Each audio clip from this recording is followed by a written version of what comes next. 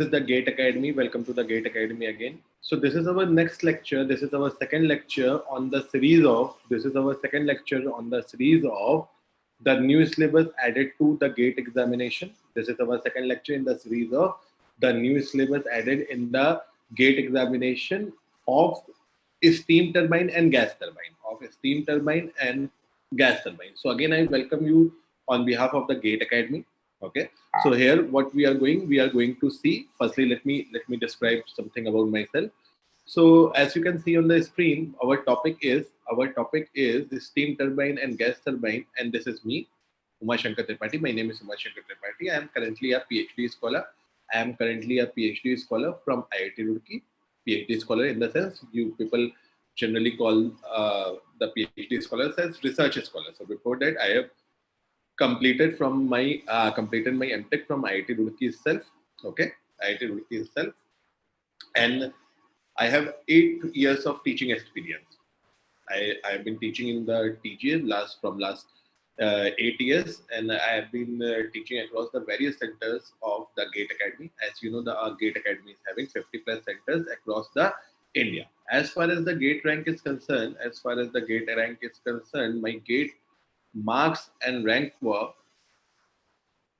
so GATE 2015 I had 77 marks, and GATE 2014 I had 66 marks, 65.66 marks. So in GATE 2015 I had an all India rank of 643, and in 2014 I had all India rank of 960. Okay, all right.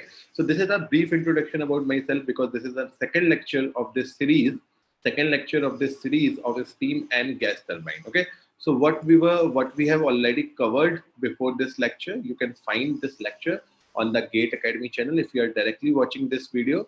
So just go through and subscribe the GATE Academy channel. So this one is completed. Introduction to steam turbine we have completed. So what we have seen till now, we have seen the classification of steam turbine, what is the basics of steam turbine, and what is the difference of what was already there in GATE syllabus, and what is added here, what is added in GATE 2021. So this lecture we are going to begin with flow through nozzles. Part 1. Okay, so flow through nozzles will be completed in 2 lectures. One will be on today, and the other one will be on tomorrow, that is Thursday, 10 a.m. to 12 p.m. Okay, so I request you to share and subscribe and like the GATE Academy channel, and ask your friends to attend the live sessions. Okay, so those who are live again. So I request you to respond. Okay, you have to respond. You have to ask your doubts through the live chat thing. So here we go. We are going to begin with the flow through nozzles. So as described in the last lecture, flow through nozzles. So we have seen our steam turbine. Our steam turbine is comprised of a nozzle, basically a nozzle plus moving blades. So in this lecture, in the next lecture, we will be analyzing the nozzle part. And in the rest of the lectures of steam turbine, we'll be analyzing the impulse turbine and the reaction turbine on the basis of their blade geometry. What is happening in the moving blade, how it has happened, and what is the outcome of it, how to solve numerical. We'll see everything. So in these 2 lectures, like today and tomorrow's first lecture of the next session, so we will be discussing the nozzle. So the good thing is there is one other topic named as compressible flow. This is also added in your GATE syllabus. Compressible flow. This is also added in your GATE syllabus. So to understand the nozzle, we must have the understanding of compressible flow. Okay, so here we are going to see some of the basics of the compressible flow, so that we are able to understand the nozzle in all the respects. in all the respects. So if we have to define the nozzle, if we have to, let's say, if we have to define the nozzle, so what can be the definition of nozzle? What can be the definition of nozzle? So it is something of varying cross section in general. It is something of varying cross section in general. Varying cross section in general, in which what happens? In which what happens? In which while a fluid flow, in which while a fluid flow, in which while the fluid flow, its velocity keeps on increasing and pressure keeps on decreasing, and pressure keeps on decreasing. So if we have produced something in which the velocity goes on increasing and the pressure goes on in decreasing, we can call it a nozzle. We can call it a nozzle. So most of the time it is of varying cross section. Now our question is, what is our question? How should we vary this cross section to achieve the increase of velocity and decrease of velocity? To achieve the increase of velocity and decrease of velocity. Okay. So till now, whatever was there in the GATE syllabus, we are dealing with the nozzle. Only one type of nozzle we generally deal with, which is used for generally incompressible flow, which is generally used for incompressible flow. So for incompressible flow, now first let us understand what we are going to do, so that we will get the whole thing very nicely. Okay. So in nozzle, we are trying to develop something. Which increases the velocity and which decreases the pressure. As we have seen in the last lecture also, that nozzle is what? In which the velocity, yes, it depends upon the Mach number. We are going there. So it depends. So in the last lecture, what we have seen that in impulse turbine, firstly, the fluid expands through the nozzle, as same as in reaction turbine, but in reaction turbine we name it as fixed blade. There also expansion is taking place. So we need to know that what shape we must develop of a nozzle, what shape of nozzle we should make, so that velocity keeps on increasing and pressure keeps on decreasing. So let me tell you, if the flow is incompressible, we generally make this type of nozzle. For incompressible flow. So it is converging. Okay. It is converging. So the flow, if the flow is incompressible, it will, the nozzle will be converging. So as far as it will converge, the velocity keeps on increasing and the pressure keeps on decreasing. So how we know that? That something will flow, some incompressible fluid will flow from it and will come out from here. So 100%, with 100% guarantee, V2 will be greater than 1 as A2 is less than A1. So we all are aware of this fact. Now, how we developed it? If we have to see this mathematically, we can say, sir, we know from the continuity equation that AB is equal to C. This is the continuity equation we use for incompressible flow, isn't it? So from here, if I use some laws of differentiation, I can write AdV plus VdA is equal to 0, isn't it? So yes, sir, we can write like this. So from here, we can write dV by V is equal to minus dA by A. Very easily, yes, we can write like this. So from here, we can conclude. From here, we can say, sir, if A is decreasing, dA will be positive. And then dV will be positive. So dV will be positive means that V will be increasing. So we conclude in this way that in an incompressible flow, as far as the area decreases, the velocity goes on increasing. So if we have to design, like before entering to the steam, before steam enters to the turbine,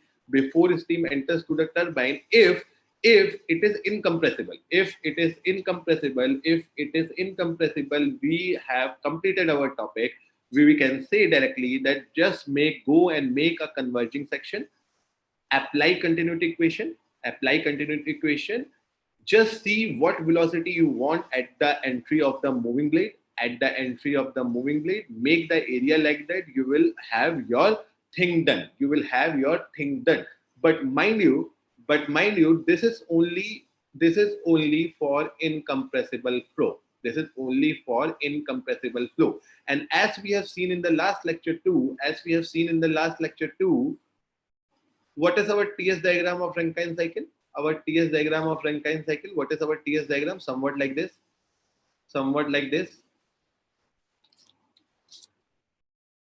Let me make a little bit nicer. So this is our saturation curve. This is our two pressure lines as we see it. Okay, as we see it. So here what does happen? So this is 0.3. This is we call it 0.3. This is our 0.4. This is our 0.4. So steam turbine plays its role, or steam turbine works, as you know, between 3 and 4. Now the entry to the nozzle. In the previous lecture, what we have concluded that in previous gate syllabus, like what we were seeing that after the exit of steam from the boiler, it enters the steam turbine. We didn't know what is happening in between, but now we know a little bit that after the steam exited from the boiler, it enters first to the nozzle and then to the moving blade. Now, can you say the entry to the moving blade is at very high temperature, very high pressure, and as can be seen in this diagram, it is in superheated state. So it is certainly a gas. In the steam form, it is certainly a gas. So it can be compressible. And may follow the rules of compressible flow, which is generally happening here. Okay. So what is there? What is the difference? Why we can't use all this what we have learned before as well? Because the entry or the flow through the nozzle may be compressible, So we require to see how should we develop, how we must develop the nozzle, how we shall vary, how we should make the area of the nozzle in order to let the nozzle do its work. Okay, nozzle has to increase the velocity, has to decrease the pressure. So this depends upon the variation of the cross section. As in case of incompressible flow, we have seen when area decreases, velocity increases. So question is over. If the flow is incompressible, make like this, make like converging section. But this is not every time true. In case of compressible flows. So why we need to study, or why we need to incorporate the concepts of compressible flow here in order to design the nozzle.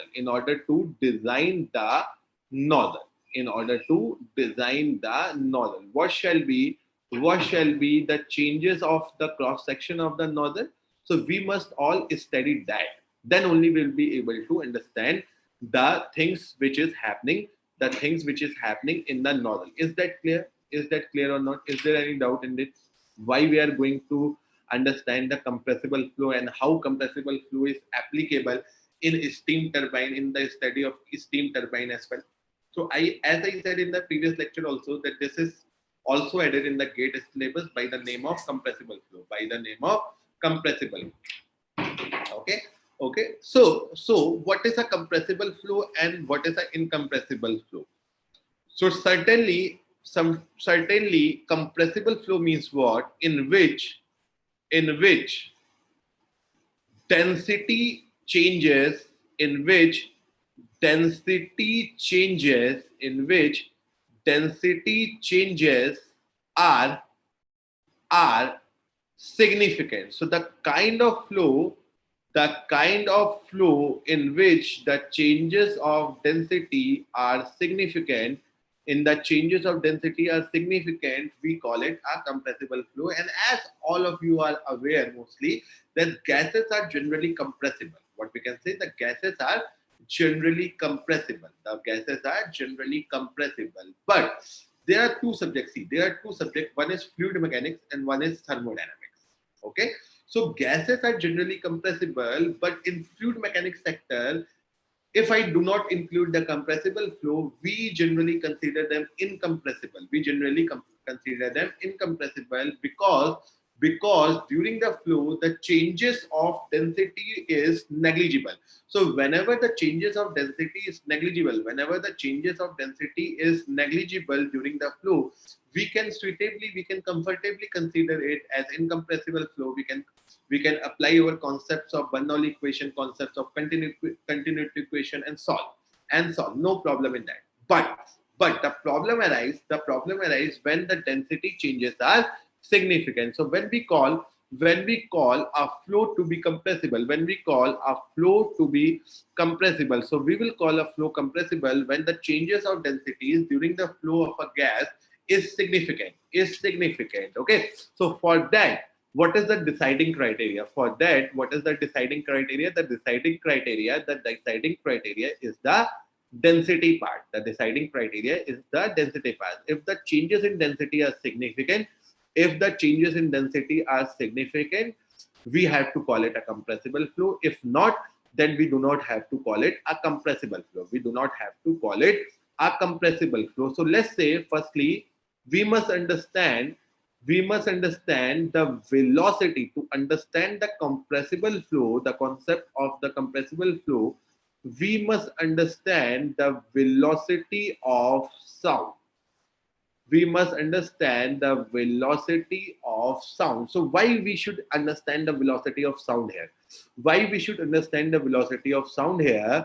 Because it is the velocity. Now listen to me carefully. It is the velocity at which pressure waves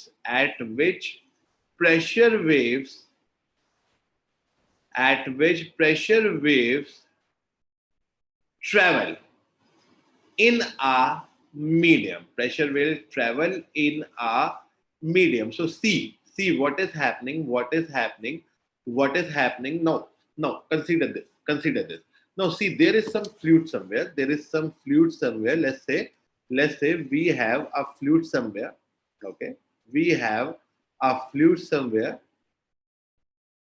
So with the help of velocity of sound, it will in future, as someone has mentioned, Yash have mentioned, it depends upon Mach number. So why we are seeing this velocity of sound? Because from seeing the velocity of sound and the velocity of the object or the flow, velocity of the flow here, because as we are talking with respect to thermodynamics, so we'll call it velocity of the flow. So while seeing the velocity of sound and velocity of flow, we may comment in future that the flow is compressible or not, and if compressible, then what kind of compressible it is. So for that, we require to see the velocity of sound. So what I'm trying to say here, now listen to me. Let's say there is fluid everywhere in the region enclosed by a cylinder and this piston. So there is liquid everywhere. So what happens? Let this piston moves at a velocity of Vp. Vp is here the velocity of piston. Vp is what? Velocity of piston. So from now onwards, from this lecture onwards till we end this series, you will see the numericals and the mathematical expression flowing throughout the screen. So it is better if you are live. So you must carry a pen and a copy. So in a while in this run, it will be prepared for you. It will be prepared. Otherwise, your effort will be in ruin. Okay. So so let us have some velocity of this piston. Let us have some velocity of this piston. So after a small amount of time, let's say this piston reaches to this point.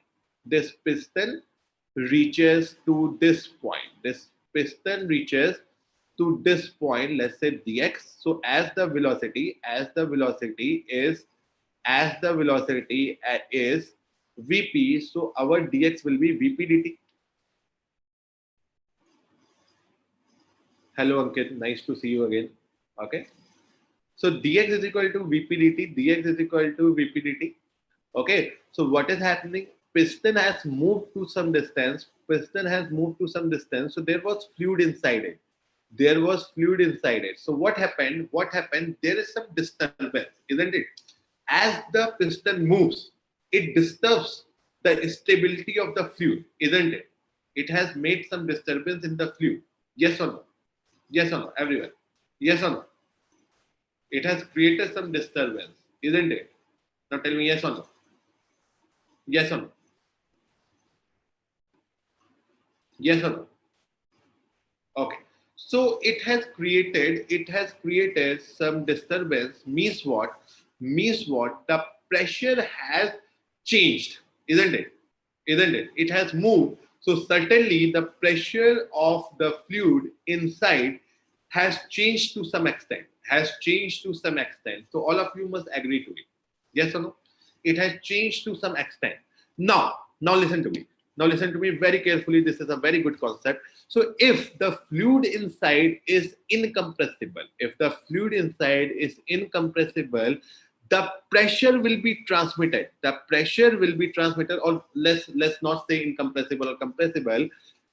When the pressure changes inside a fluid, the pressure is transmitted throughout the fluid. So let's say for instance, we have changed the pressure here. But by the classical fluid mechanics and classical thermodynamics, we know it will be propagated to every end and every particle of the fluid. It will be propagated to every particle and every part of the fluid, isn't it? This is what we know. Pressure flows. If you change a pressure here, it will transmit it throughout the fluid, and every fluid particle will attain the same pressure in the condition of equilibrium that we deal about, right? So how this pressure is being transmitted from this place to this place? So it is being transmitted in the form of pressure waves, which we also call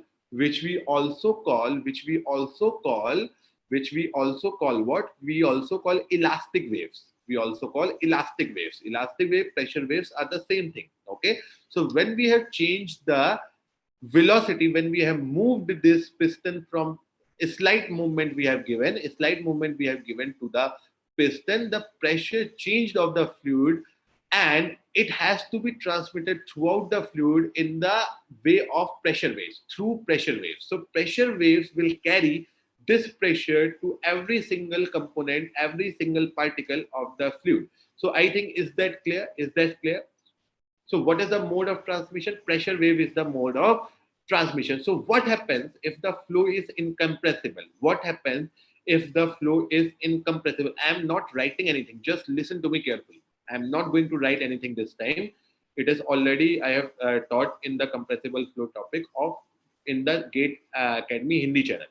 Okay. So here it is not required. Also because we are right now learning it with respect to the thermodynamics and power plant topic. We are discussing it in the power plant topic. So listen to me very, very carefully. You will get the concept.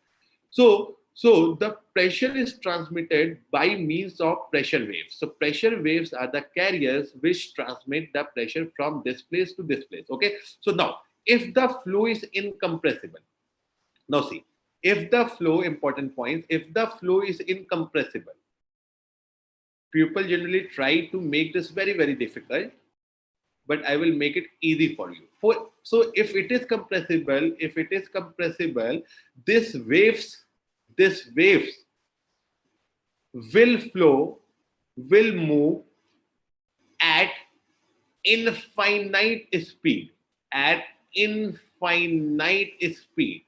Okay, infinite speed. So what will happen? What will happen if the flow is incompressible? Our pressure waves are going to move in the infinite speed. So instantaneously, within an instant, or within a fraction of an instant, within a smallest time, smallest infinite time possible, smallest finite time possible, what will happen? What will happen that every fluid particle will come on the same pressure, will have the same pressure. Agreed? So that's why we do not need to talk about the velocity of sound when we deal with the incompressible fluid, as you have already learned, in the classical fluid mechanics and classical thermodynamics. Is that true or not?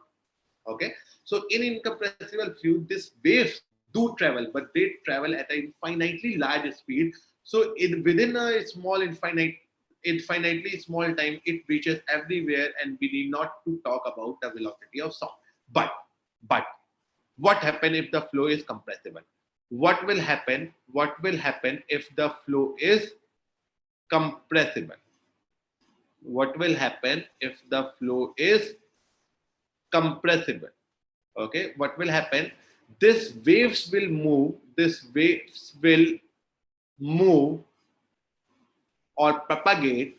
If you want to use the better English, or like the bookish English, you can say compressible waves will propagate at finite speed. At finite speed. And this finite speed we are interested to, this finite speed we are interested in calculating. This is the finite speed of the movement of the propagation of the pressure wave, in which we are interested, to find out. Because as I said, this compressible, when the flow is compressible, the pressure waves will move at finite speed, and this finite speed will be the velocity of sound in that medium. Velocity of sound in that medium. Velocity of sound in that medium. So what we are interested in? What velocity of sound in the medium? Okay, so what we are interested in? We are interested in finding the velocity of sound, or in other words, the velocity of propagation of pressure waves. So Shahrukh Khan,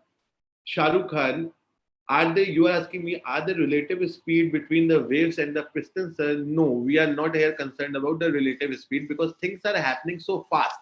This finite speed, although this speed is finite, but this is very large. This is not very small, this is very large. So as compared to the velocity of piston, velocity of this piston may approach the velocity of sound. It may be even greater than the velocity of sound. So in that case, the whole scenario will change. We will see it in future that we are going to have subsonic, sonic, and supersonic flow. So as I was saying, it will be more clear to you now.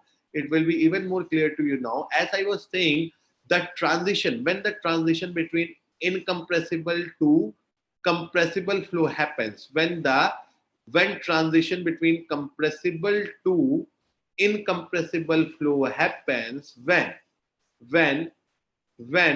that transition from incompressible to compressible flow happens, incompressible to compressible flow happens, incompressible to compressible flow happens when the velocity of what? Velocity of flow, because we are reading in nozzles. Otherwise you can judge all this. It can be the velocity of fluid, or it can be the velocity of some object which is moving in a stationary fluid. Both are the same thing. Because there we see the relative velocity. Okay. So if the velocity of flow is approaching, the velocity of sound, if the velocity of flow is approaching velocity of sound, our flow will be compressible. our flow will be compressible. So in all, what I am trying to say, the flow will be compressible depending upon the velocity of the fluid flowing, one thing, and the velocity of sound. So hence we require to obtain expression of velocity of sound, so that we know these two things, that this is the velocity of sound, Baba. This is the velocity of sound, Baba. And now our fluid is flowing at this velocity. So is it approaching the velocity of sound or not? Is it approaching the velocity of sound or not? If it is approaching the velocity of sound, you have to apply the concepts of compressible flow. And if it is not approaching the velocity of sound, you may solve it by using your existing knowledge of incompressible flow. No problem in that. No problem in that. So what is the range? What is the range if I apply? What is the range if I apply? So if velocity is less than 0.4 of velocity of sound, so here C, I am using velocity of sound. I will call C as velocity of sound. Let me name it. So our V, if less than 0.4 of C, we will say the flow is incompressible. And here, if the flow is incompressible, our topic is completed. That, sir, we will make a nozzle like this. We are trying to design a nozzle here in different flow conditions. This is what we are going to do. Okay. So if the flow is incompressible, we can say, that this kind of nozzle we make, this kind of converging nozzle we make, and our velocity goes on increasing and our pressure goes on decreasing. So this geometry, this structure, this thing will work as a nozzle. Our work is done. No more is required. But if the velocity is greater than 0.4 of C, we will have to apply the concepts of compressible flow and design accordingly. So am I clear till this point? Yes, Ankit, we are going to do the problems here also. Okay, and I will give you some practice problems also. Okay, but before that we have to understand the concept first, otherwise they will only be confused. Numerical will flow like anything. Don't worry about it. Don't worry at all about it. Okay.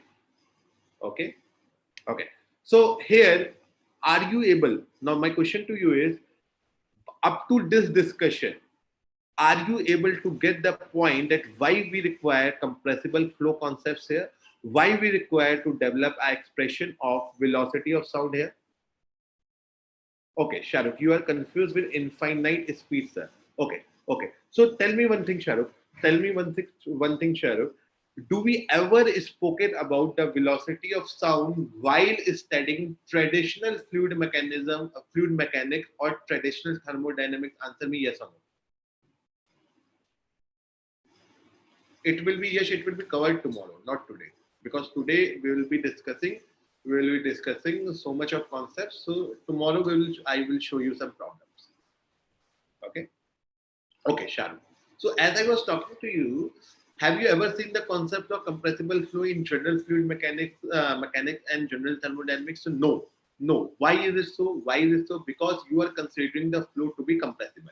You are incompressible. You are considering the flow to be incompressible and in fluid mechanics, and in thermodynamics.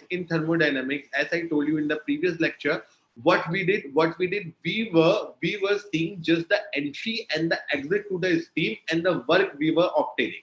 We were not at all bothered about what is happening inside. We were just bothered about what is the amount of work we have obtained. Is that true or not? So now in this lecture series, in these lectures, what we are trying to do, we are trying to unfold the steam turbine and see what is inside the steam turbine. So we have seen there are nozzle and moving blades. Now we are seeing how the nozzle should be. What is the design of that nozzle, so that we will create the work out of it.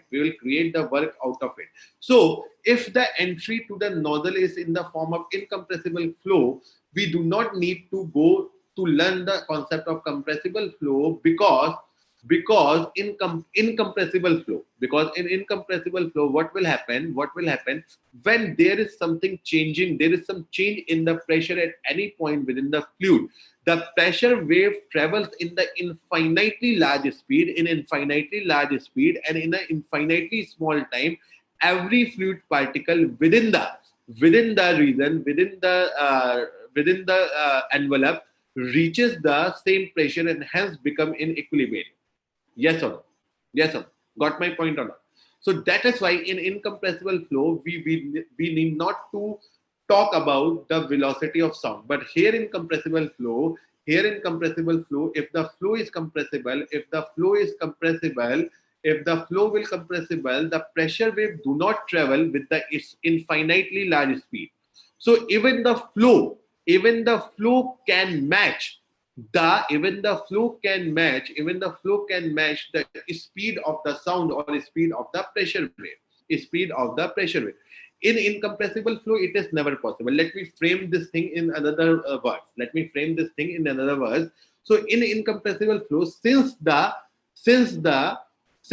pressure waves are traveling at infinite higher speed, since the pressure waves are traveling at infinite high speed, will our flow will ever be able to match that infinitely high speed? So no. As it is infinite speed, our fluid can't flow with the infinite speed inside the nozzle. Okay, so it will never going to match with that velocity of the pressure waves. But in compressible flow, since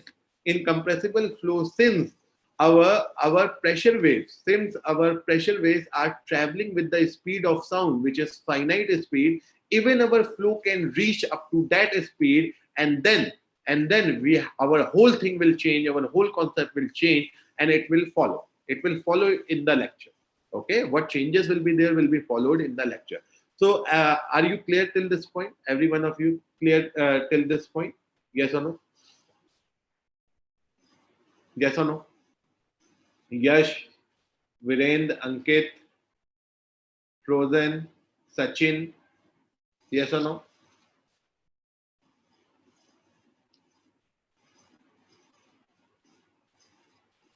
Okay, Amesh, you are confused here. Sir, velocity is less than 0.4 of c. The flow is incompressible because it was found, or it was proven, we will prove it in further also. It was proven that if the velocity is less than 0.4 c,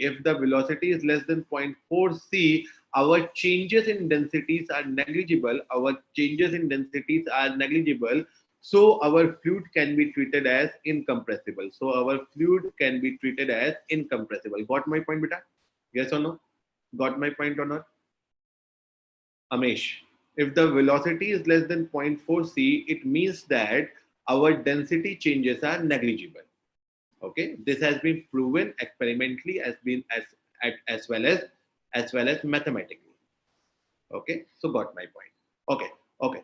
So if the velocity is greater than 0.4 c, then we can't say that our changes in density are negligible. Then we have to apply the concepts of compressible flow. So till this point, I wanted to show you why we need to develop the expression for velocity of sound. Why we need to develop the expression of velocity of sound? Because velocity of sound in a medium represents the velocity of sound in a medium represents the velocity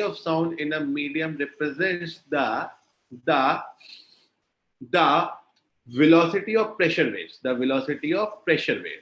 Okay, Sachin, you are here also. Eh? I think we are meeting 3 times a day now, right? Okay, so what I was saying, if the piston makes some motion, if the piston moves, so there will be changes of pressure. There will be changes of pressure.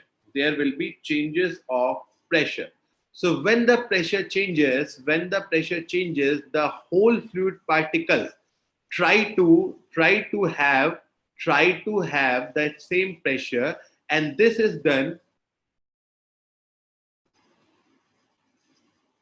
Anna, we can talk about it after this lecture. Okay, after this lecture, we can talk about it. What you are saying. Okay, I will be more than happy to guide you in any way in my capacity. Don't worry about it. But if you are here, just try to learn the concept what we are teaching over here. Okay, okay, and definitely we are here to help you only. Okay, don't worry. Your problem will be seen.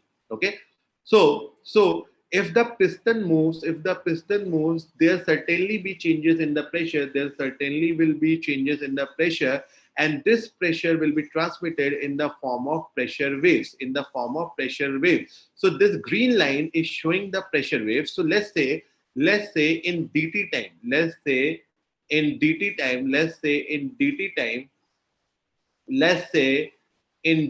time, our piston reaches at this point. So the velocity of piston, as I have told you, the piston velocity is Vp. So this is the velocity of piston. Okay. Now see the derivation. This is very important derivation. And we are learning two subjects content at the same time. So how important it is, it should not be mentioned. Okay, this is the content common to both of the subjects, and it is new to GATE, so very tentative that this can be asked in GATE examination. Okay, so if you learn it by yourself, or I think according to me, as the feedback given by other guys, so people and books are trying to make it so much difficult that you are not able to get it or not. So do tell me if it is easy or not. Okay. So now as the pressure wave propagate from here to here, so let's say in dt time, the pressure wave we know travels at a speed of time. And here for initially I am considering that the velocity of sound is greater than the velocity of the piston here. So in dt time, moving with the velocity of Vp, our piston has moved with the distance of dx, and our pressure waves moves distance dl at a speed of c in dt time. So this is our arrangement. So do you know, let's say, can we say that in the first position, in the initial position of the piston and the final position of piston, the mass of the fluid will remain constant inside the region? Yes or no? Law of conservation of mass, nothing new. Law of conservation of mass. What is law of conservation of mass? What is law of conservation of mass?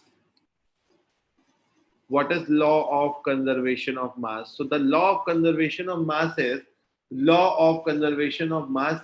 that our initial mass and final mass is same, isn't it? Is it tough? Our initial mass and final mass is same. So mass inside this region initially and finally are gonna be same. So what is the mass inside this? What is the mass inside it? So we can say, sir, we know mass is equal to density into volume. So we can say the mass is, sir, rho into area into length, because A into dl is the volume. So initially I am taking the area, the volume till the pressure wave has reached. Okay. So what is the initial volume? Initial volume is equal to density. Into area into length. So initial volume is rho into A into dl. And what will be the final volume? So the final density, let's say, is equal to rho plus dp into A into dl minus dx. Okay, so let's say the final density has changed to rho plus dp into A and dl minus dx, because after the piston has moved from this position to this position, the piston has moved from this position to this position, our volume inside the region has changed. And as the volume has decreased, as the volume inside the region has decreased, we can say, as the volume inside the region has decreased, we can say that density has increased. We can say that density has increased because we know density is equal to mass per unit volume. So definitely, if this is decreasing, this will increase. So that's why I have added. That's why I have added the row here. I have added the row here. So this step is clear or not? This step might, it is very much, it should be clear to you. No problem in that. So if I open this bracket, so it will be rho A dl.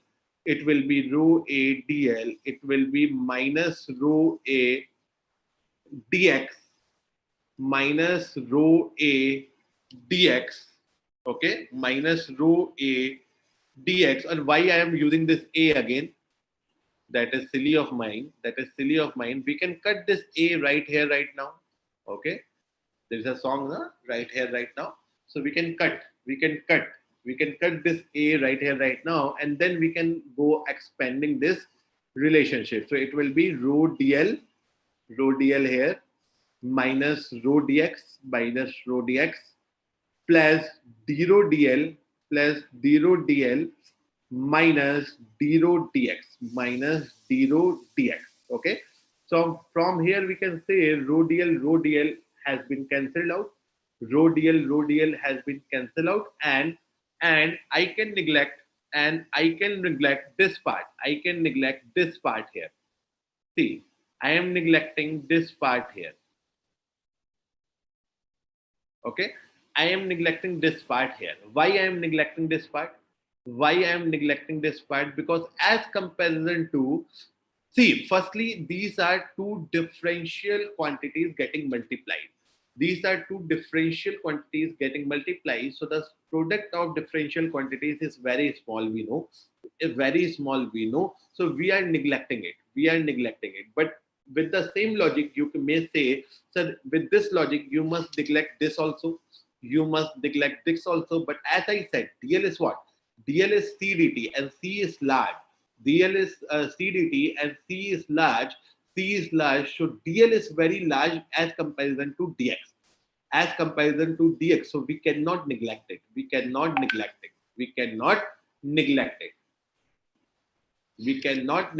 So what shall be done? From here? So we can write d rho by rho is equal to dl by d rho by rho is equal to dx by dl Simple cross multiplication we are doing. Yes, Ankit, you are saying the right thing. That is what I have said. So d rho by rho, so dx we can place vp dt and dl we can place c dt. So this will come out to be d rho by rho is equal to vp upon c. Yes or no? dl by rho is equal to vp upon c. Is that clear or not? This expression, let's say this is as equation number 1.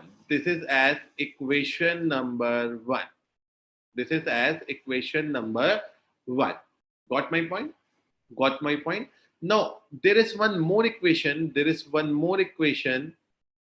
We call it as impulse momentum equation. We call as impulse momentum equation. Okay, we see it in our classical fluid mechanics. What do you see? You see the change of force in x direction is equal to m dot into the change of velocity in that direction. Yes or no? Into the change of velocity in that direction. You use it like this. If you didn't recognize this form, you might recognize this form very easily. In fluid machinery, we use it. In pipe bend, we use it, of fluid mechanics. Pardon me saying mechanism again, because because I'm teaching these days some different subjects. So mechanism is coming again and again from my mouth. So it is mechanics, fluid mechanics. So dfx is equal to m dot dvx. So fx is equal to m dot v2x minus v1x. So this kind of relation you might have seen in fluid machinery as well as the forces on pipe bend of classical fluid mechanics. Classical fluid mechanics. Yes or no? Yes or no? So these two are the same thing only. Now see this figure. Now see this figure. So let me copy this figure here so that we don't have to scroll the screen again and again. We don't have, yes, in impact object we all also have seen. And this steam turbine, laterly we are going to analyze the blades and all. So there also we will apply little bit concept of fluid machinery also. Little bit of fluid machinery concept we will apply. How to make the velocity triangle. So see, don't miss these classes because you are getting the knowledge of so many subjects at the same time. So I have copied this figure here. So let me say there was some initial pressure. And the change of pressure will be dp. See in the books, if you see this derivation or by other sources, if you see this derivation, you will find so many things, that dp, p plus dp, this, that. Keep it simple. There's nothing so difficult in this. People are just making it difficult. There's nothing difficult in compressible flow. Okay, so dp is equal to dp is the change of pressure. Let's say initial pressure was p and some changes happened. So the change in pressure is, let's say, dp. So what shall I multiply with dp to make it a force? We shall multiply it with area. So dp into a is nothing but the change of force what we are using there. Now we see this is mass flow rate, m dot. So we all know mass flow rate is equal to rho into area into velocity. So velocity, what I should use? I should use the velocity of the sound here. Because if you recognize in fluid machinery, in the mass flow rate, we always use the relative velocity.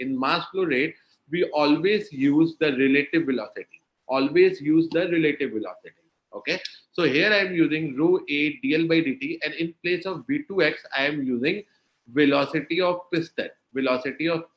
And same way, this is given by Newton's second law of motion. This from where this impulse momentum equation comes from. This comes from F is equal to ma. That is Newton's second law of motion. So Newton's second law of motion is a concept of absolute velocity. So here I am using Vp because finally all the fluid particles, the velocity within the system is going to reach the level of Vp. Okay, so we are putting v1 is equal to 0, and this is like Vp. So if I do something here, a will be cancelled out, and it will be written like dp by rho. Dp by rho is equal to dl by dt is nothing but the velocity of sound, and this will be like Vp. So if you see, we have this equation number 1, and let's call it equation number 2. So from equation number 1 and equation number 2, if we place the value of Vp in equation number 1, what will happen? Here? dp by rho is equal to Vp upon c. So here I can write what? So let's see it again. Okay. So let me replace the value of density. That will be more easier. So let's say the value of density as come out from this equation number 2 is equal to dp by cvp. Rho will be dp by cvp. Okay, dp by cvp. So I am placing it in equation number 1. So equation number 1 is what? d rho by rho is equal to Vp upon C.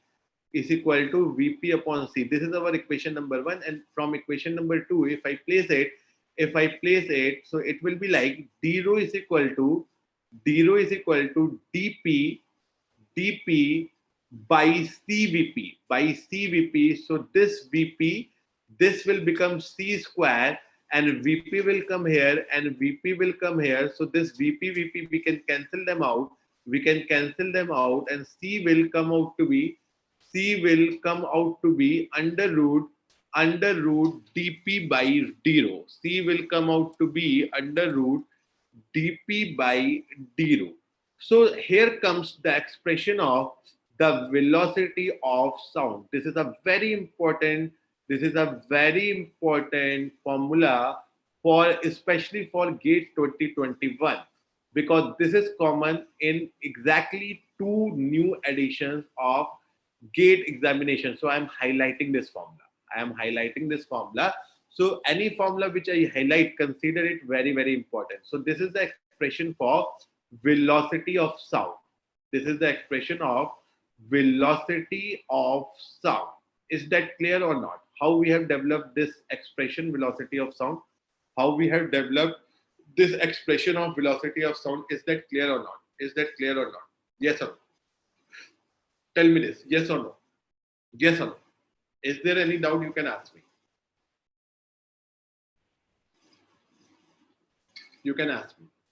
So this is, you can call it a velocity of sound, or you can also call it the velocity of propagation of the pressure waves, in a medium. Means higher the velocity, higher will be the rate at which, higher will be the speed at which the pressure is transmitted throughout the fluid. Understood velocity of sound. Now coming back to the thermodynamics. Now we have applied some fluid mechanics here. But what we are reading here, what we are studying here. Now see, what we are studying here. We are studying here thermodynamics power plant. You all are aware that power plant is nothing but the extension of thermodynamics. So now let me put this figure here again. This is what you already knew. From the existing syllabus. Okay. Now tell me, what is the initial basic assumption? We take while considering the Rankine cycle, while solving or while analyzing the Rankine cycle. So the very basic, very initial assumption we take that the flow in turbine is isentropic, isn't it? Okay. Do we do that or we don't do that? Now reply me in the comment. And those who are seeing this is as a recorded session, on YouTube, please ask this question to yourself. Okay. We are studying the Rankine cycle far before when the GATE syllabus has been changed, if we are preparing for GATE examination. So in a steam turbine or in a turbine, the flow of steam is considered to be isentropic. Yes or no? So flow in turbine is isentropic. Flow in turbine is what? Isentropic. So with respect to compressible flow, we will consider only isentropic conditions.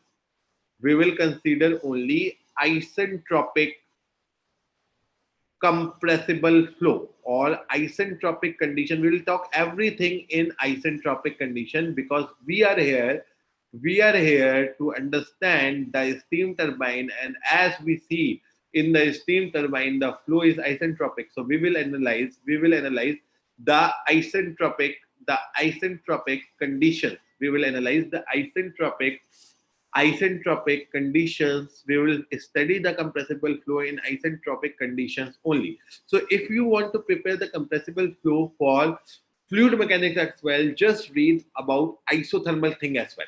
Isothermal, use of isothermal or Bernoulli equation, how to apply Bernoulli equation in isothermal condition, what are the changes, what are the changes in velocity of sound, what are the changes comes in isothermal conditions. Okay, so here we are going to see only isentropic conditions as we are discussing everything. Sir, isentropic and adiabatic are different things. Sharon, you are asking me an adiabatic as well. No, we are discussing isentropic. Adiabatic is different, isentropic is different. You can call it reversible adiabatic. Isentropic is reversible adiabatic, or you can say frictionless adiabatic. Adiabatic, if reversible or frictionless, then only you can call it as isentropic. You can call it as isentropic. Okay, so for isentropic we all use some formulas like this. Sir, PV gamma is equal to C. Do we or don't we? Yes or no? Yes or no? Yes or no? We use this kind of formula. So here in compressible flow, as I told you, the deciding factor, the changing factor is density. So we must see the things. In terms of density. So if I reciprocate the volume, I must write this like this: P upon rho to the power gamma is equal to C. P upon rho to the power gamma is equal to C. Okay. What other relations we know for isentropic process is T1 by T2 is equal to P1 by P2 to the power gamma minus 1 by gamma. Yes or no?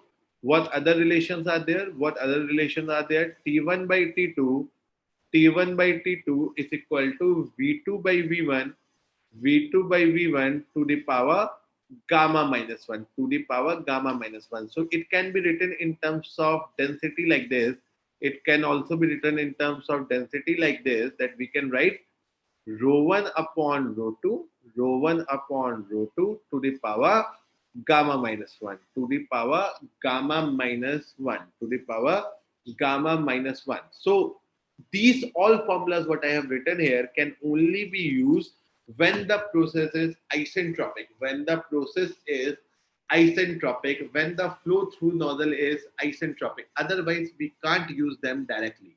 So, sir, if we can't use them directly, what we will do? We will here introduce a term nozzle efficiency. I hope you have seen a term like isentropic efficiency in the old syllabus of GATE. Yes or no? In the existing syllabus of GATE, isentropic efficiency. So that kind of term we will also going to use here, and we call it as nozzle efficiency. So we are going to see it in the next lecture. Okay, today we are going to see some basic things about it. Okay, so these all relation we can only use in case of isentropic process. Now see. We have for isentropic process, for any kind of a flow, we have developed the velocity of sound expression. We have developed the expression of velocity of sound. What is the expression for velocity of sound? Is equal to C is equal to under root dp by d rho. C is equal to under root dp by d rho. C is equal to under root dp by d rho. Okay. This is for any process. Now, if the flow is isentropic, so may I write the heading as isentropic velocity of sound. I shall write the heading as isentropic velocity of sound. Isentropic velocity of sound. So let's see what is isentropic velocity of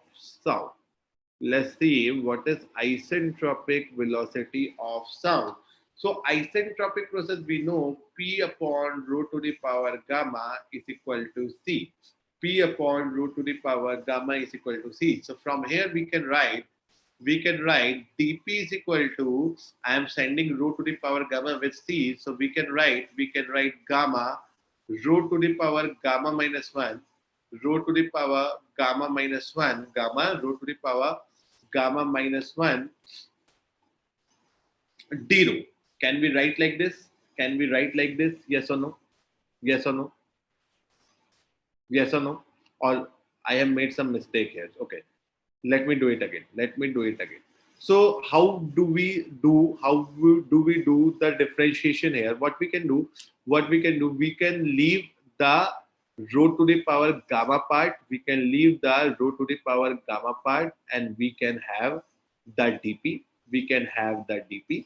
Then what we can do, we can leave the p part and we can differentiate it. So it will be p to the minus gamma rho to the power minus gamma minus 1 rho to the power minus gamma minus 1 d rho. Rho to the power minus gamma minus 1 d rho is equal to C.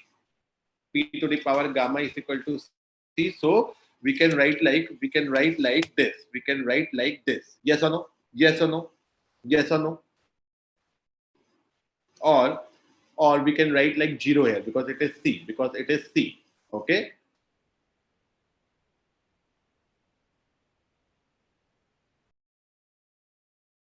Okay. So what is here? What is here? dp upon root to the power gamma is equal to p. Sorry. Okay. Let me write equal to. So p rho to the power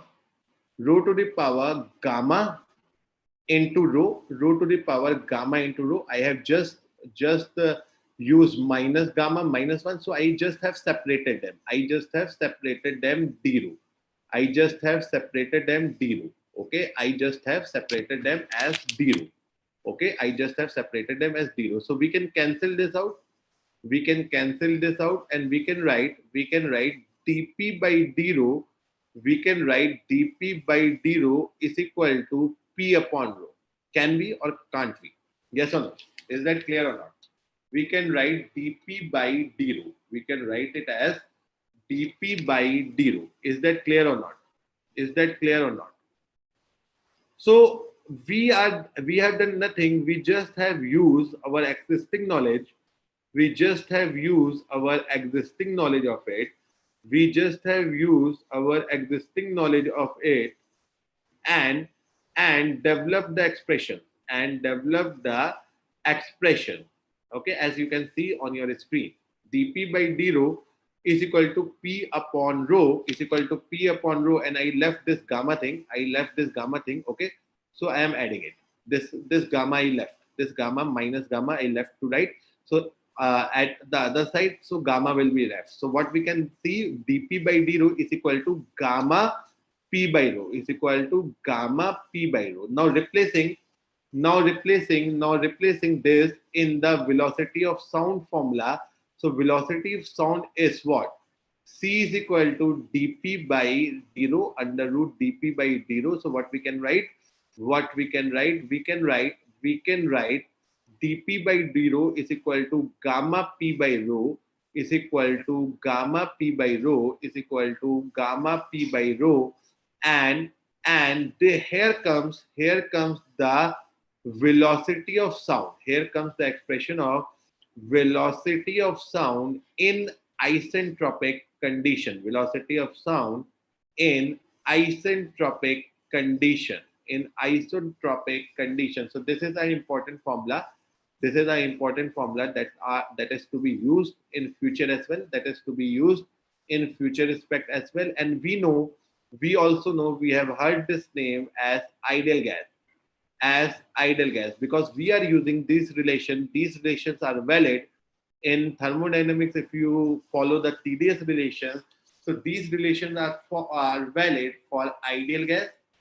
These relations are valid for ideal gas, and these relations are valid for ideal gas and isentropic process. Isentropic process. Okay, isentropic process. So if we say we have ideal gas, we can also know, we can also write like this: PV is equal to MRT. PV is equal to MRT. That means PV upon rho is equal to RT. PV upon rho is equal to RT. So finally, what we have the expression of velocity of sound as we usually see it, in the form of under root gamma RT, in the form of under root gamma into R into T. So many of you must have seen this relation before as well. So it is valid only for isentropic flow conditions. And since in our steam turbine, we already have taken this assumption, that our flow inside the turbine will be isentropic. So in our steam turbine, we will follow this relation to get the velocity of sound and check what is the condition of our flow inside the nozzle, and will design the nozzle accordingly. Got my point or not? Yes or no? Yes or no? Tell me. Yes or no? Tell me.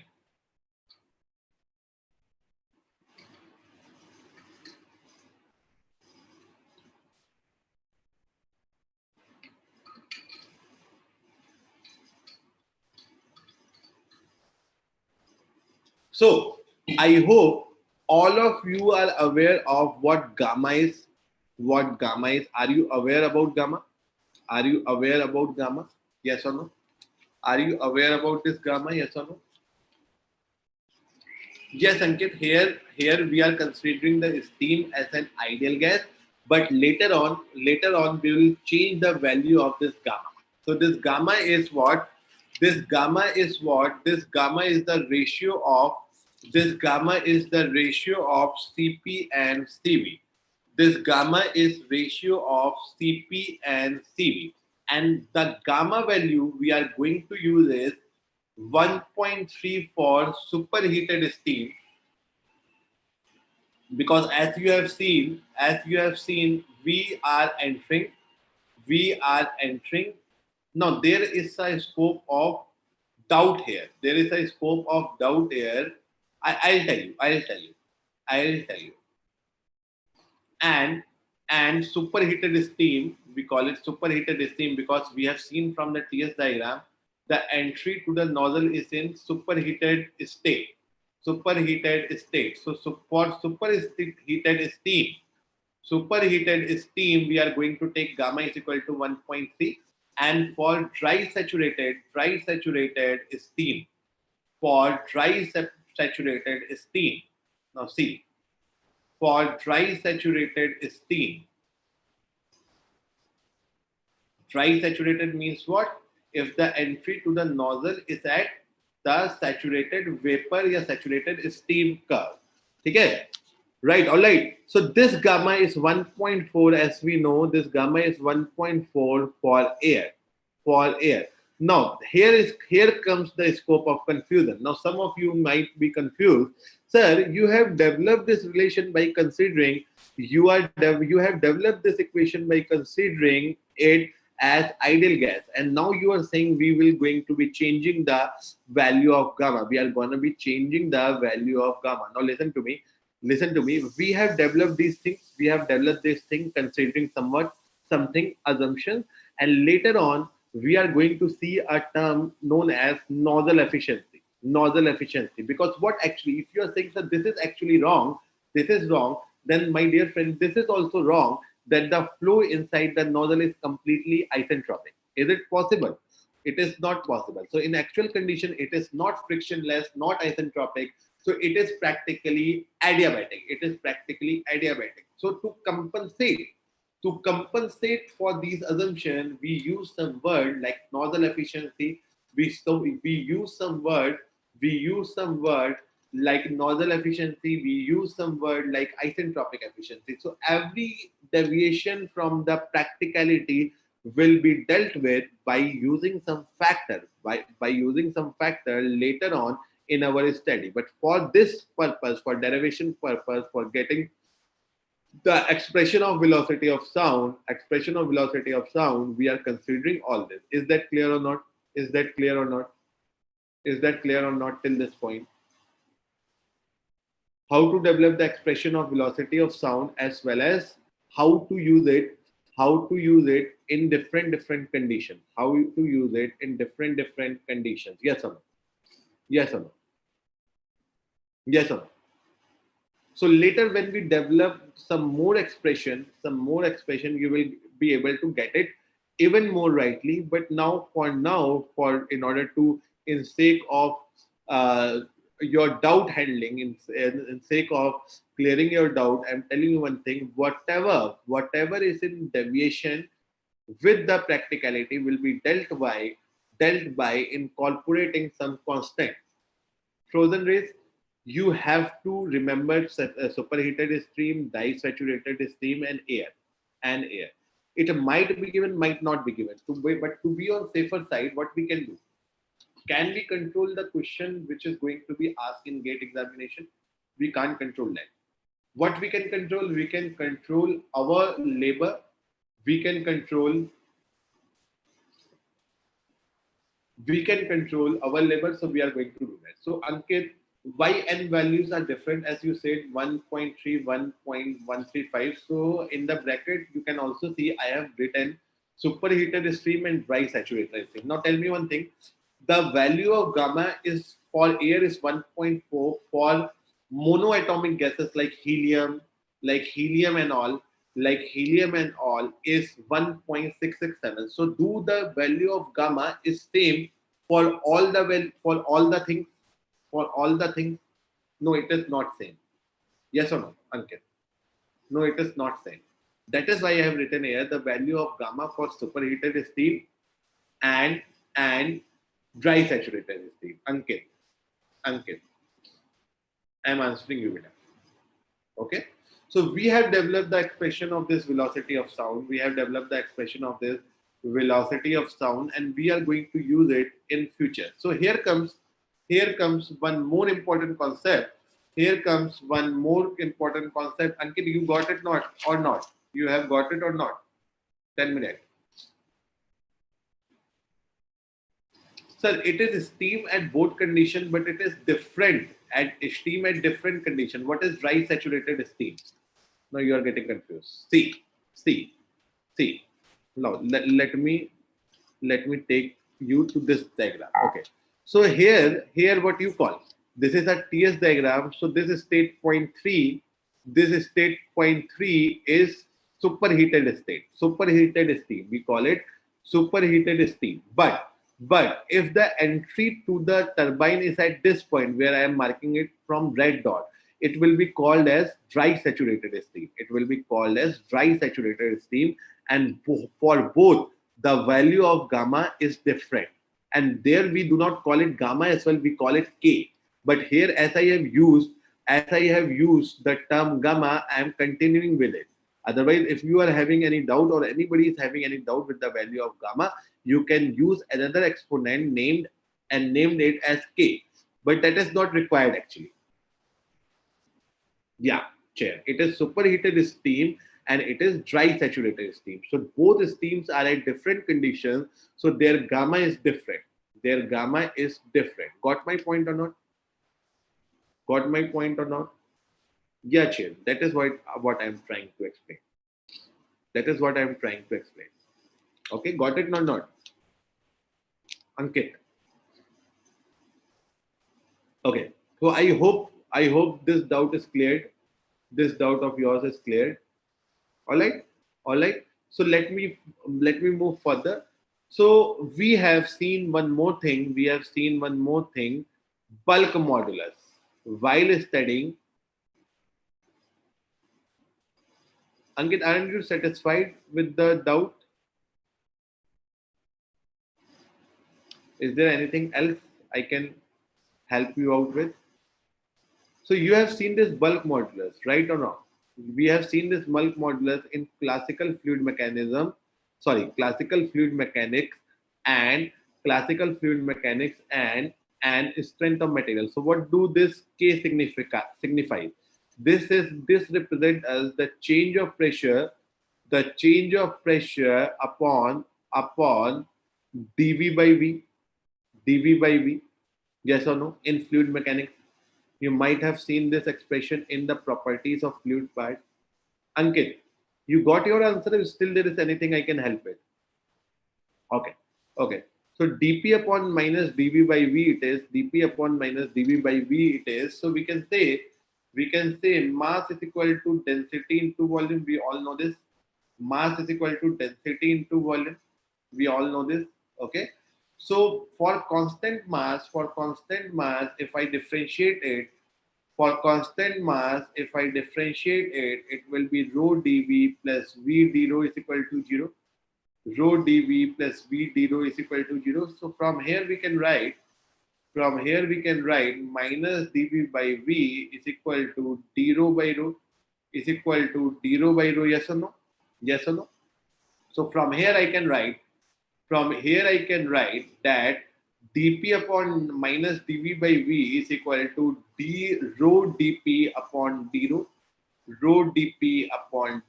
So this is the expression for bulk modulus. This is the expression of bulk modulus. And as we have seen this formula, where is the formula? This is the formula. C is equal to under root dp by d rho. C is equal to under root dp by d rho. So C is equal to under root dp by d rho. So we can write here as C square, isn't it? And then we can write C is equal to under root k by rho. So here comes another expression. Here comes another expression of Here comes another expression of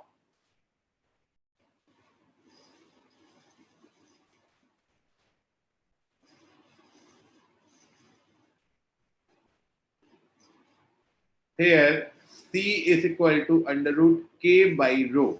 C is equal to under root k by rho. So here comes another expression. Here comes another expression of velocity of sound. Here comes another expression of velocity of sound. Okay. Now, Ankit, you are saying, sir, for monoatomic, it is always 1.67. For diatomic, it is always 1.4. And it is for triatomic, it is always 1.3. I agreed with you, Beta.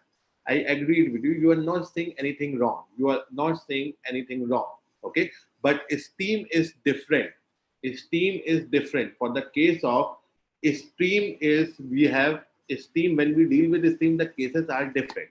Also, if we do not assume, the value of Cp and Cv do change with temperature as well. Okay. You might have. Okay. If do you agree with this fact that with temperature Cp changes? Cp increase with temperature? Yes or no? Yes or no, Ankit? Cv also increases with temperature. This is what you have learned in your classic thermodynamics. Yes or no?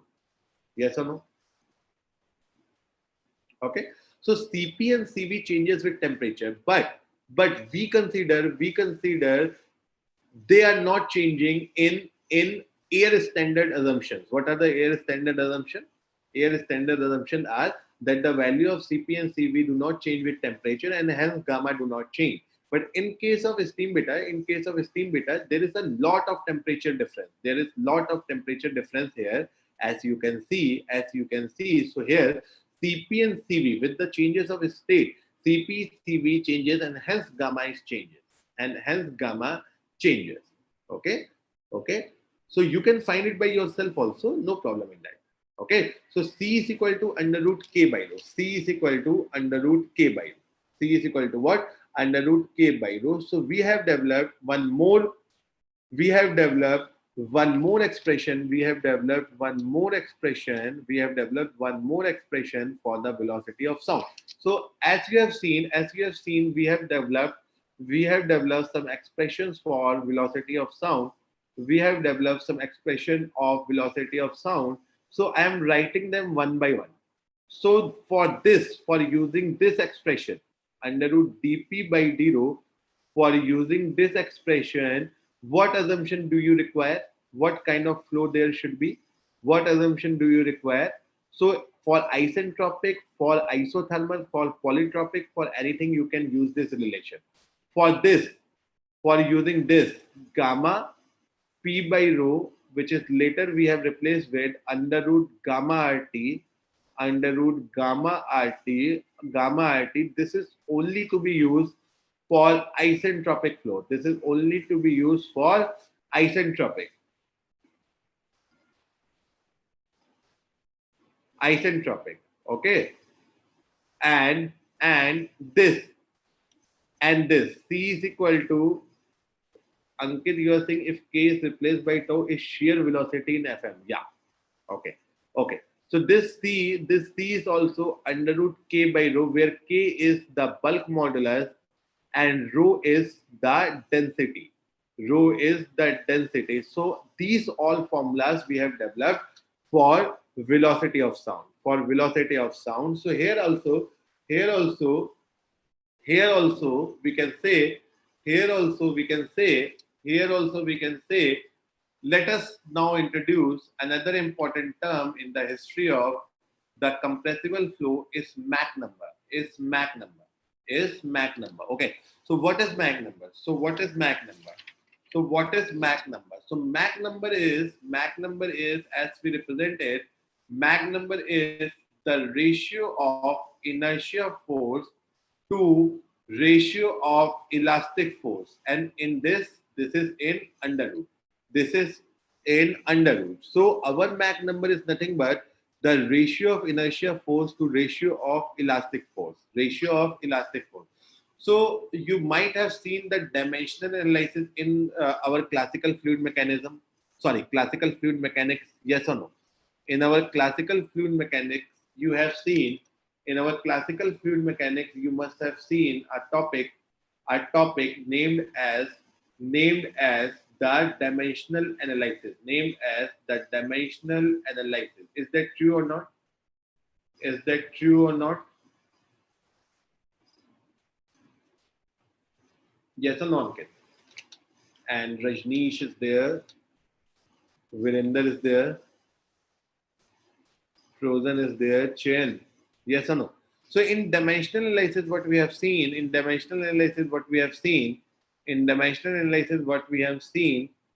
that Mach number, so it is ratio of inertia force. So let me write the inertia force in unit quantities. So we can write it like this: rho L square V square. How do we write it like this? So inertia force is nothing but mass into acceleration. Mass is nothing but rho into area into length. So whatever dimensional we are having, we replace it by L. We replace it by what? We replace it by L. So we have rho L square into L, and in place of acceleration, I can certainly write V upon T. So from here we can say rho L square, and this T can be shifted to this L upon T, and we have rho L square V square. So our inertia force is rho L square V square, and our elastic force is nothing but bulk modulus into area. Our elastic force is nothing but bulk modulus into area. So from here we can write our Mach number is equal to V upon under root K by rho, and as we have seen, this under root K by rho is nothing but the velocity of sound. Under root K by rho is nothing but the velocity of sound. So here comes the formula of Mach number, and this is very, very important. This is going to be used in so many cases here. Okay, got my point? So what is the significance of this Mach number here? What is the significance of this Mach number here? So the significance of this Mach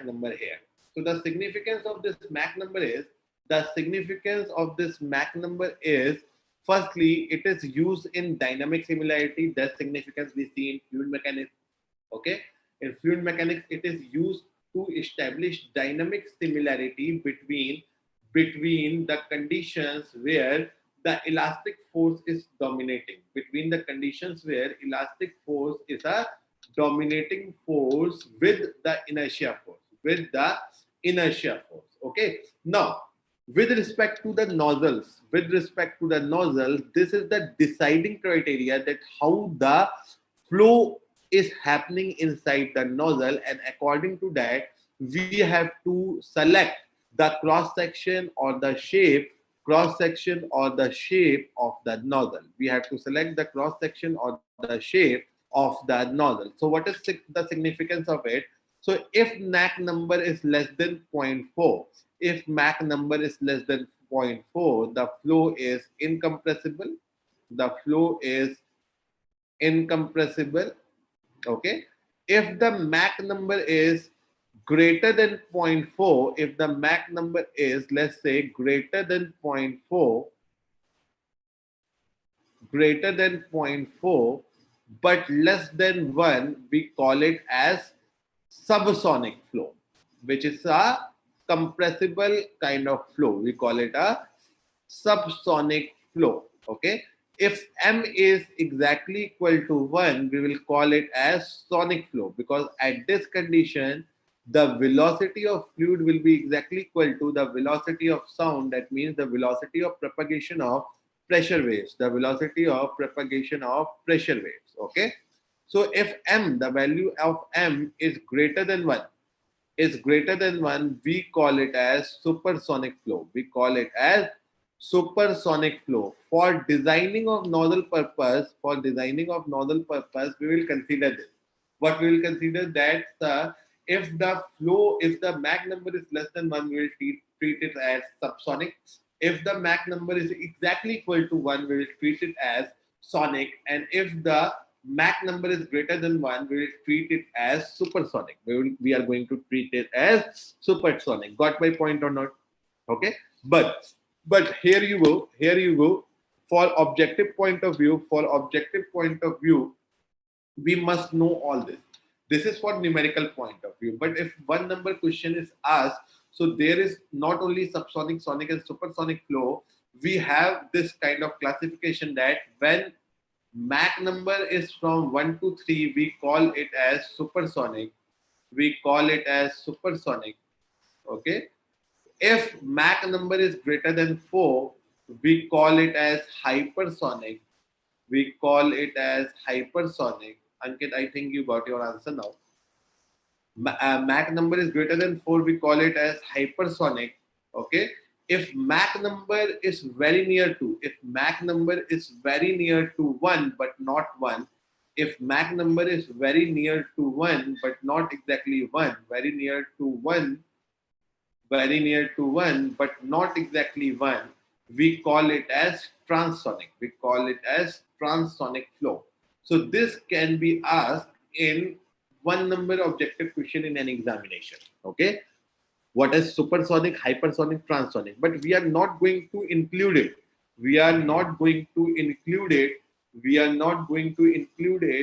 As far as the numerical part is concerned. For numerical part, we will consider this only. We will consider this thing only. Understood? Got my point or not? So here the Mach number is clear to you. So if you can find the value of Mach number, can you comment the flow is supersonic, subsonic, or sonic? Can you do that or not? Tell me that. Can you do that or not?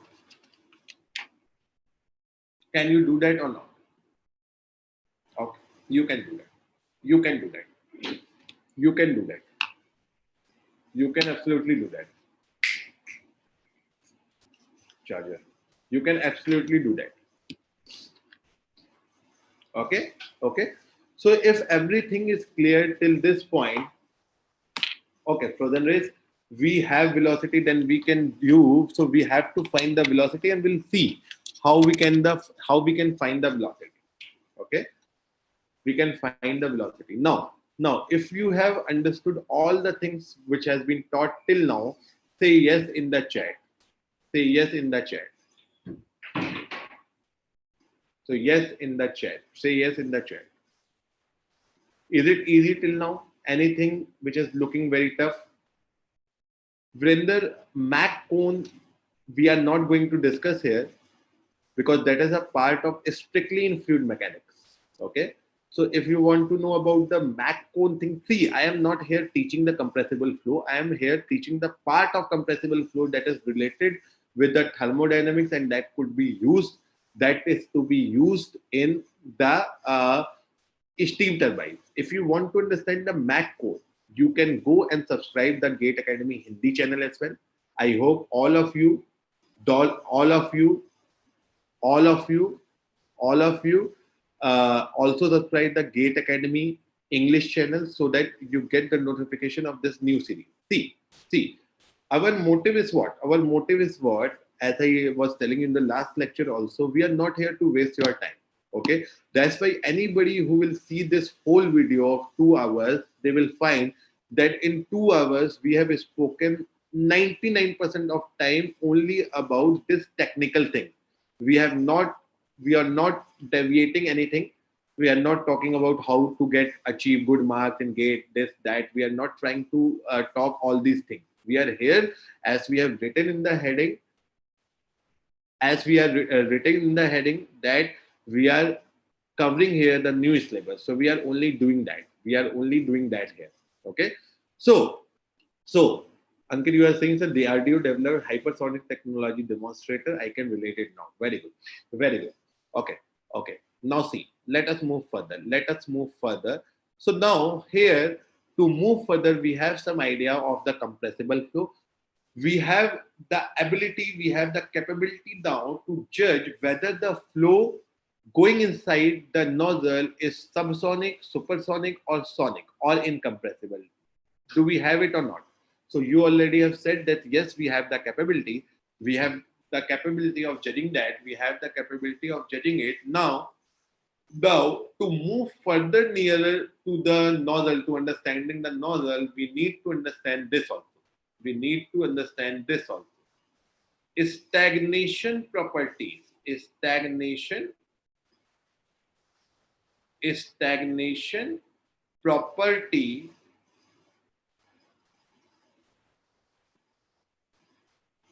We need to understand this now. What do we mean by stagnation properties? What do we mean by stagnation properties? So here again, as I have shown to you, that the flow in the steam turbine is considered to be, see this figure again.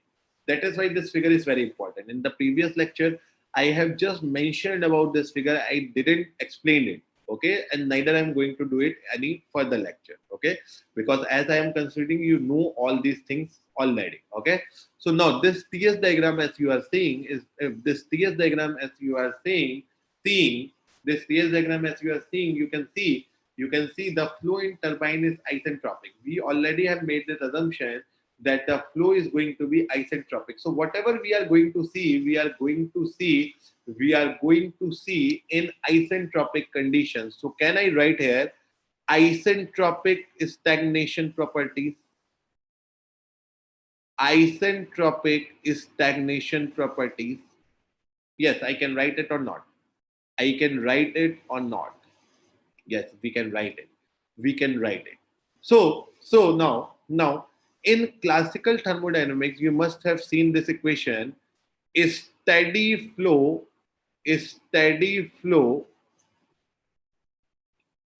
energy equation. Yes or no? Is steady flow energy equation? Yes or no? What is a steady flow energy equation? What is a steady flow energy equation? So you will say that the steady flow energy equation is, as we have seen it, H1 plus C1 square. So here we are going to use V1 because we are mentioning the velocity as V. So H1 plus V1 square by 2 plus GZ1 plus Q is equal to H2 plus V2 square by 2 plus GZ2 is equal to W, that is work, W, that is work. Yes or no? Yes or no? Yes or no? Okay. Okay. So now this is our steady flow energy equation. So once again, we have seen one other thing, that is Bernoulli equation and Euler equation. Bernoulli equation and Euler equation. Bernoulli equation and Euler equation in our classical fluid mechanics. Let us mention that also. So we have seen this Euler equation. We have seen this Euler equation, that dp by rho, dp by rho is equal plus v dv, dp plus dp by rho plus v dv plus g dz is equal to 0. This is a force equation known as Euler equation in fluid mechanics. In fluid mechanics. So whatever I am going to derive, you can derive from here. You can derive from here, no problem at all. No problem at all. Okay. So I am going to derive it from Euler equation. From Euler equation. Okay. From the Euler equation, I am going to derive it. Okay. Okay, so let us understand a few things first. So what is a stagnation? What do we mean by stagnation point? What do we mean by stagnation point? And we are talking about isentropic stagnation. So what is stagnation point? Where the velocity, is brought down to be 0, where the velocity is 0, so all the energy, all the kinetic energy, you can say all the kinetic energy has become 0 and is converted to pressure energy, has become 0, all the kinetic energy has become 0, and converted to, is become 0 and converted to pressure energy. So stagnation, what is stagnation point? What is stagnation properties? So the properties which are at a stagnation point are known as stagnation properties. So what do we mean by stagnation point? It is the point at which during the flow, the velocity becomes 0. The velocity becomes what? The velocity becomes 0. Okay. Okay, so if it at any point the velocity becomes 0, the corresponding properties will be called as the stagnation properties. Got my point or not? Yes or no? Yes or no? This is what stagnation point means. Now let us develop to simplify the things. We all know that we understand Bernoulli equation very, very well. We understand the Bernoulli equation very, very well.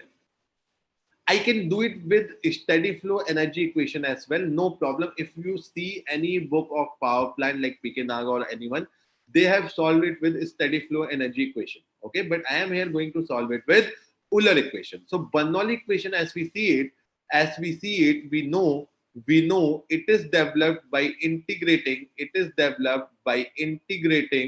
The Euler equation. It is developed by integrating the Euler equation like this. Yes or no? Like this. So if we integrate the Euler equation on both sides, what we'll get? We'll get something like this. But here the flow is not incompressible, so we cannot take this density out of it. So we can say, see, I am trying to make things very, very easy for you. So please listen to here. This is dz. So it will become gz is equal to constant since the density is not constant, because if it is an incompressible flow where we consider the density to be constant, we do like this. We take this rho as a constant and we write like p by rho. But here rho is not constant, so we cannot consider it constant and can take it out from this integration. Okay, So this we can call as our Bernoulli equation. This we can call as our Bernoulli equation for compressible flow. This we can call as our Bernoulli equation for compressible flow. So let us now solve. As we are seeing, our condition is isentropic. As we are seeing, our condition is isentropic. So what we can do, we can for isentropic we know what we know, P upon rho to the power gamma is equal to C. So let us place this here. So I can write like this. P to the power 1 by gamma and C to the power 1 by gamma, isn't it or not? I just replace the value of rho, because as you know, if there is dp, there is dp, whatever inside here, whatever inside this integration sign must be, it must be also in the form of pressure. This is our basic understanding of mathematics. Is it or isn't it? This is our basic our understanding of differentiation, integration, and mathematics. Okay, so we have changed this rho in the form of P. We have changed this rho in the form of P. So let's write everything as it was. Okay, so now will you be able to integrate it? We have C to the power 1 by gamma, we have C to the power 1 by gamma, P to the power minus 1 by gamma plus 1. Correct me if I am doing any wrong integration. Please correct me if I am doing any wrong integration. But I think the integration of it must be like this only. The integration of it must be like this only. Correct me if I am making any mistake. If I am making any mistake, tell me yes or no. Is it right or not? Is it right or not? Is it right or not? Okay. So from here onwards, what we can see that this is C to the power gamma, this is P to the power gamma, and this will be gamma minus 1 upon gamma, this will be gamma minus 1 upon gamma, and this will be gamma minus 1 upon gamma. This will be gamma minus 1 upon gamma plus v square by 2 plus gz is equal to C, is equal to, as we have integrated, I am putting 0 here.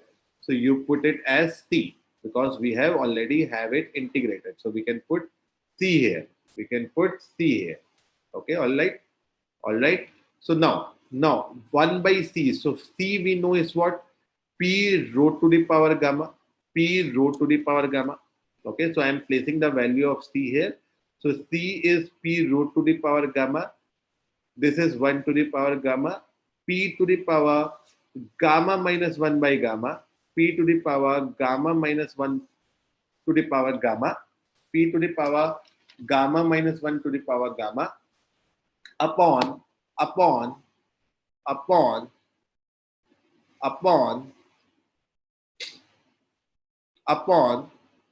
gamma minus 1 to the power gamma plus v square by 2 plus v square by 2 plus gz. V square by 2 plus gz is equal to C. V square by 2 plus gz is equal to C. Is that right? Is that right? Is there any problem in that? Is there any problem in that? Tell me. Tell me, is there any problem in that? Tell me. Tell me. Okay. Okay. So from here, what we can write? We can write gamma upon gamma minus 1, gamma upon gamma minus 1. This P to the power gamma and 1 to the power gamma will become rho, if you add 1 by gamma to gamma minus 1 by gamma, it will become P. Okay, how it is happening? Some people may get confused. So it will be gamma minus 1 by gamma plus 1 by gamma. So what will be left? Gamma by gamma will be left. So it will be P by rho. It will be P by rho. plus v square by 2 plus v square by 2 plus gz plus gz is equal to constant plus gz is equal to constant. So we can say, the Bernoulli equation,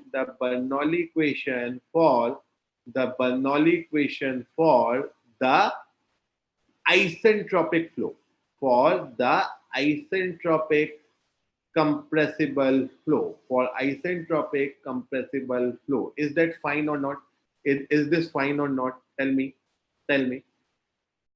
The same thing you can do with steady flow energy equation as well. The same thing you can do for steady flow energy equation as well. So as we already are very much aware of doing, if between 2 points, so let my one point is a static point and the other point is as a stagnation point. So let's say this point is stagnation. This point is stagnation point. Okay. So at this stagnation point, what we have learned? We have learned that this stagnation point, the velocity is 0. So we know here Vs is equal to 0. So let us apply this Bernoulli equation we are seeing here between 2 points, or a steady flow energy equation between these 2 points. We can come here by steady flow energy equation as well. So how we must write it? So gamma upon gamma minus 1 P1 by rho 1 plus V1 square by 2 plus V1 square by 2. Let me consider the datum to be same, Z to be same. Let us consider the datum to be same. So we can write here equal to, we are cutting those Z here, and we can write gamma upon gamma minus 1. The other point is stagnation point. And since the velocity at a stagnation point is 0, I need not to write anything here. So this is the Bernoulli equation between stagnation point and any other static point. Yes or no? This is the Bernoulli equation for a static point and the stagnation point. Yes or no?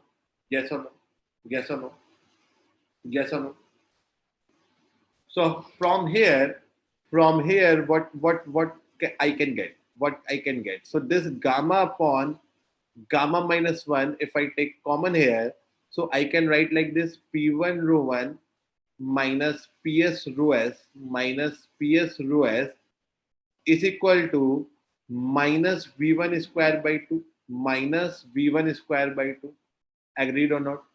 Minus V1 square by 2. So as I said, in compressible flow or in this steam turbine, mathematics will be flowing a lot. Okay, mathematics will be flowing a lot. So from here, let me find out the density. So my target is to find the stagnation properties. So I can find either what? I can find either PS, either rho s. Here I can find either PS, either rho s from here. Okay, so whatever you choose, you may find it from here. So what to do next? So let me say, since we are doing everything for isentropic process, so we know that P1 rho 1 to the power gamma is equal to PS rho s to the power gamma. Is it or isn't it? We know it na.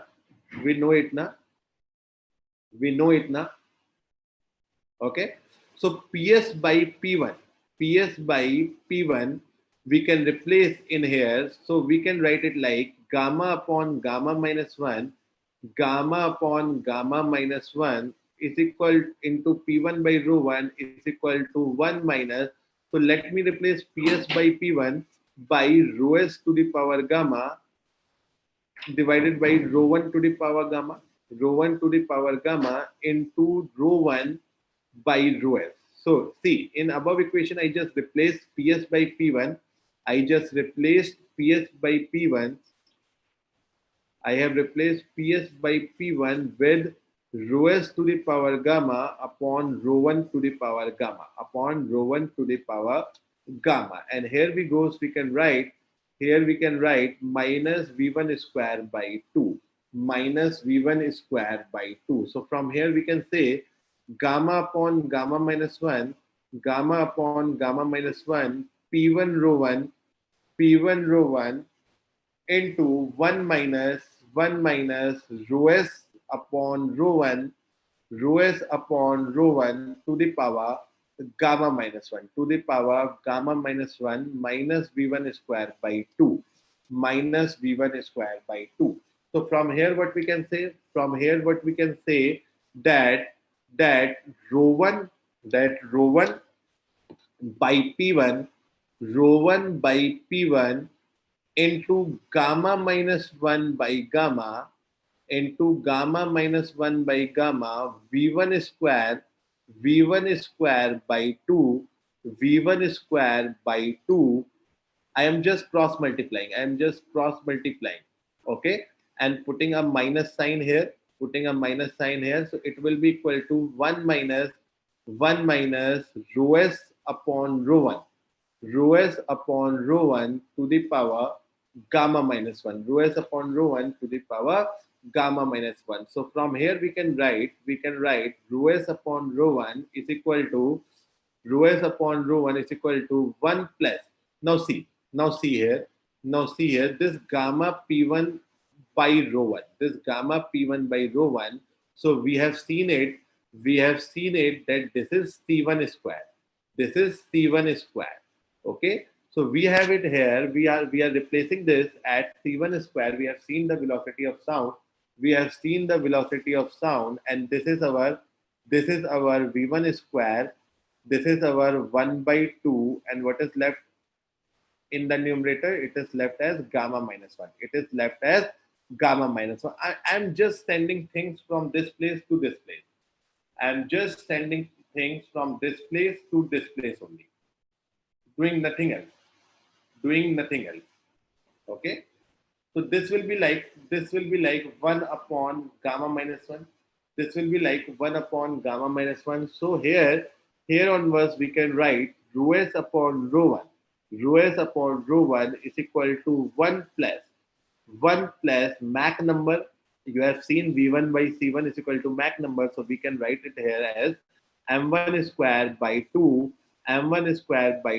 gamma minus 1 to the power 1 upon gamma minus 1 to the upon gamma minus 1. So this is from this equation we can have our stagnation density.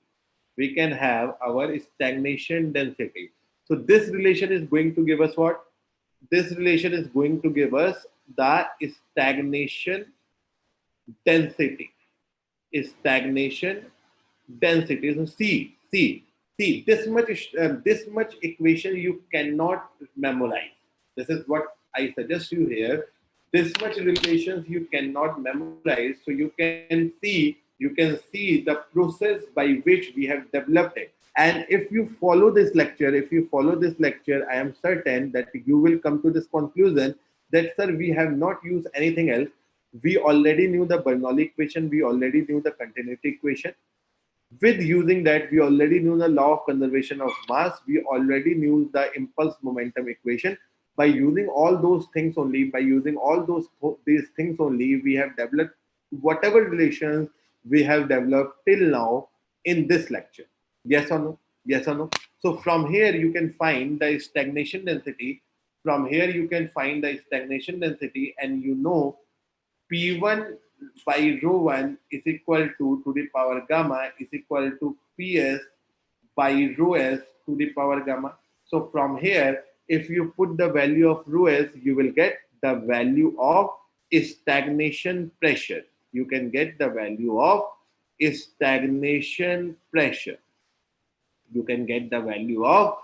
stagnation pressure. So your stagnation pressure, if you put everything over here, your stagnation pressure will come out to be 1 plus m1 square by 2 gamma minus 1 upon gamma minus 1. What you can do, you can just put the value of rho s into this equation.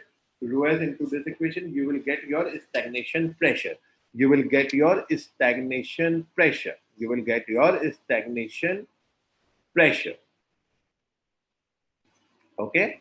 Okay. These questions can be asked either in fluid mechanics, in thermodynamics, or in compressible flow. So according to me, compressible flow this year is very crucial topic because it is common in just in two subjects. Those are this year has been added into GATE syllabus. Okay, so you can expect one question from the compressible flow thing as well. So do study it very well. Okay, and I'm trying to teach you in a way that you actually don't have the new knowledge. You are not going to create any new knowledge. Just it is like that you are making layers, you are adding layers to your existing knowledge. Okay, so now this is also your existing knowledge. Yes or no? Yes or no? For isentropic process, for isentropic relations, for isentropic thing, we have this relation. We have this relation. Now you can put the value of stagnation density in this green pen equation. You can put the value of stagnation density in this green pen relation, and you will get the stagnation temperature. And your stagnation temperature, okay, see, this is PS by P1. This is PS by P1. All right, this is PS by P1. Okay, so this is also TS by T1, and if you just put the value of stagnation density here, you will get the formula of the stagnation temperature, and it will come out to be like this. It will come out to be like this. So from this relation, you can have your stagnation temperature. So in respect to nozzle or with respect to compressible flow, if someone will ask you to find the Mach number or the velocity of sound or the stagnation properties is that clear to you? Is that clear to you or not? So from here, some direct numericals can come. So we will discuss that in the next lecture, and we'll continue with the designing of the nozzles for steam turbine. So next lecture will be tomorrow at 10 o'clock in the morning. So at the first session, itself, we will conclude the flow through nozzle. We will conclude the flow through nozzle in all respects, and we will see the numerical. We'll try to see the numerical as well. Okay. So from afternoon tomorrow morning, we will complete the nozzle thing, and from tomorrow afternoon, we will strictly go to the impulse turbine. We will analyze the impulse turbine. We will see the compounding and everything out of it, and then we will approach to the reaction turbine. And once the reaction turbine is over, we can say our steam turbine is over in all the respects. Okay, is that clear or not? Thank you. So if everything is clear, we can call it a day. And please like and do subscribe the GATE Academy channel. Like and subscribe the GATE Academy channel.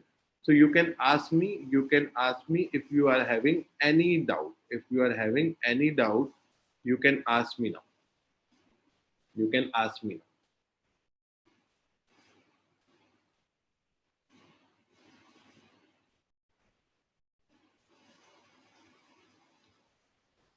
Okay.